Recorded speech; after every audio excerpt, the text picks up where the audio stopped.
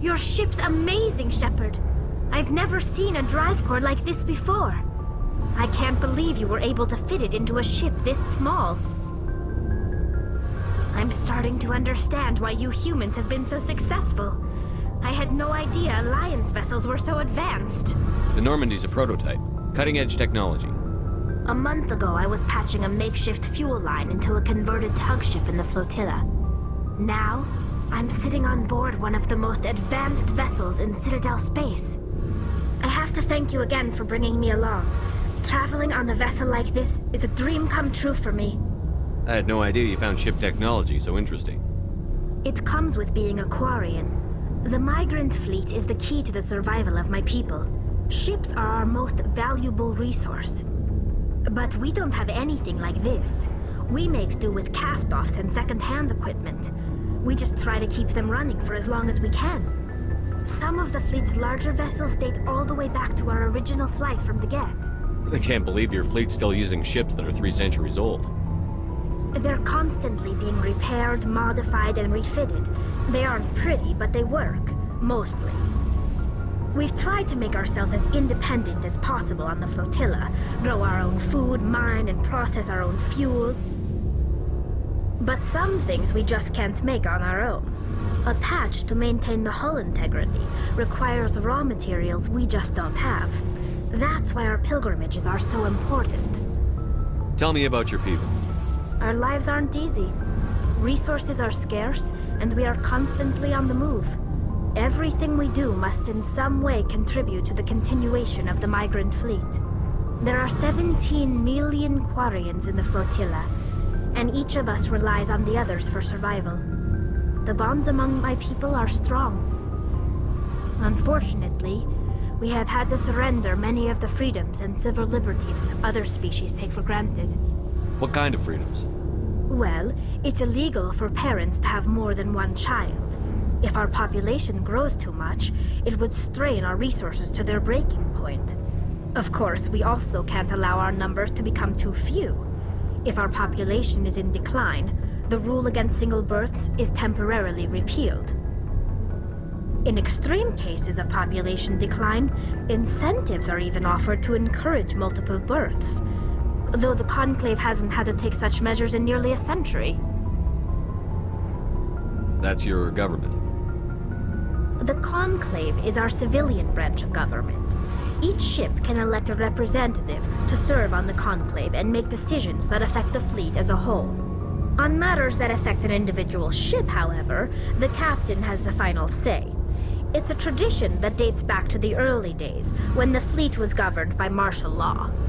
Fortunately, most captains nowadays are smart enough to have an elected council from their crew to give them advice and guidance. So the ultimate power rests with elected officials.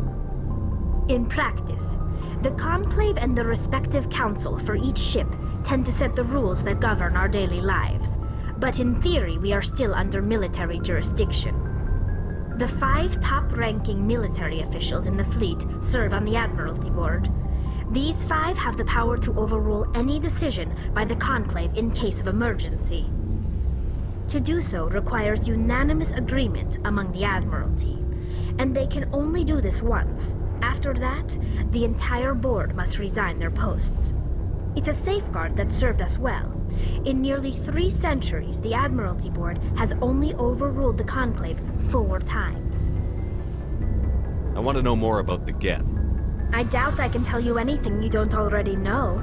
It's been almost 3 centuries since they drove my people into exile.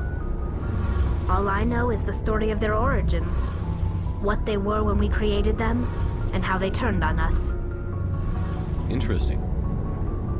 The Geth were originally created to serve as an automated manual labor force. Initially, their intelligence was as limited as any VI. Over time, we made small modifications to their programming to allow them to perform more varied and complex tasks, bringing them closer and closer to true AI status. How come the Council didn't step in and stop you?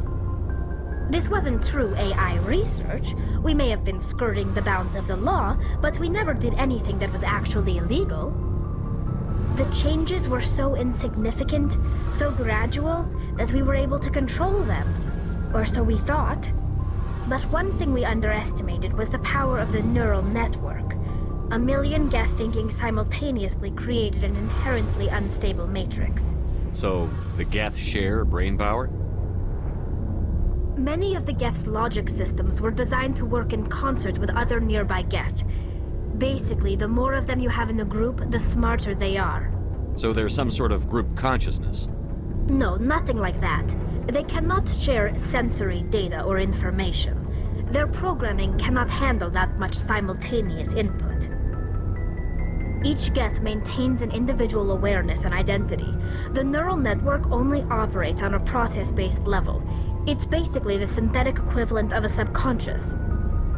But when they're in close proximity, they can coordinate low-level functional processes, freeing up more capacity for original or independent thought. That doesn't make any sense. I'm probably oversimplifying. The Geth are incredibly advanced and complex creations. All you need to know is that they get smarter when they gather in large numbers. As we built more and more Geth, their effective intelligence became more sophisticated, more abstract. One day, a Geth began to ask its Quarian overseer questions about the nature of its existence. Am I alive? Why am I here? What is my purpose? As you can imagine, this caused a near panic among my people. I don't see what's so bad about those questions. The Geth were created to engage in mundane, repetitive, or dangerous manual labor. That's fine for machines, but it won't satisfy a sentient being for long. The Geth were showing signs of rudimentary self-awareness and independent thought. If the Geth were intelligent, then we were essentially using them as slaves. It was inevitable the newly sentient Geth would rebel against their situation. We knew they would rise up against us, so we acted first. A general order went out across all Quarian-controlled systems to permanently deactivate all Geth. The Geth responded to this order violently. You can't blame them for fighting for their survival. We had no other choice. The Geth were already on the verge of revolution. By acting quickly, we had a chance to end the war before it began. The hope was that most of the Geth would still be little more than machines, incapable of organized resistance. But they had progressed much further than anyone anticipated. The war was long and bloody. Millions upon millions of Quarians died at their hands. In the end, we were forced to flee our own homeworld. We feared the Geth would pursue us, but they never came beyond the Veil. Now we drift through space, exile searching for a way to reclaim what was once ours. It's hard to feel sorry for you. Your ancestors tried to wipe out another species. We made a mistake when we created the Geth in the first place, but we did not make a mistake when we went to war against them. If we had not acted, they would have wiped us out. They're a synthetic life form. They have no use for organics. None. Why do you think they cut themselves off from the rest of the galaxy? Why do you think they've killed every organic being who's ever tried to contact them? They didn't kill Saren. What does that tell you? The Geth are not innocent victims in all this. They're the enemy. They want to destroy us. Not just the Quarians. All organic life. That's why they've joined up with Saren. And that's why we have to stop him. I want to know more about the pilgrimage. When my people reach maturity, we leave our birth ships and seek acceptance with a new crew. It's necessary to maintain genetic diversity among the fleet. But no ship wants to accept someone who will be a burden on them. So, to prove our worth, we embark on a pilgrimage. We set out alone, leaving the flotilla and our families behind us. We only return once we have found something of value we can bring back to the fleet.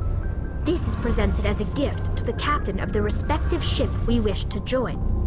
If the gift is accepted, we are welcomed into the crew. Can a captain choose to reject the gift? That doesn't happen often. Most captains are eager to increase the size of their crew.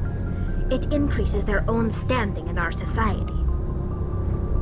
Even when the gift is not particularly valuable, the captain usually accepts it out of a sense of tradition. However, there is a stigma to presenting a substandard gift. It's not the best way to make a good impression on a new community. Most pilgrims don't return until they find something worthwhile. Can a captain choose? It's not the best way to make a good impression on a new community. Most pilgrims don't return until they find something worthwhile. I can't believe they just send you off alone. It's not like they just cast us out. Before we leave, we are given lessons in how to survive outside the flotilla, and given gifts to help us on our journey. We also receive implants to fight off sickness and disease. Generations of living in an isolated and highly controlled environment have left our immune systems weaker than most. By the time we leave the fleet, we are well equipped for the pilgrimage. This is a rite of passage for all Quarians. If it were dangerous, our numbers would suffer. Virtually every pilgrimage ends with a triumphant return and the ritual presentation of the gift to one of the fleet's captains. I should go. See you later.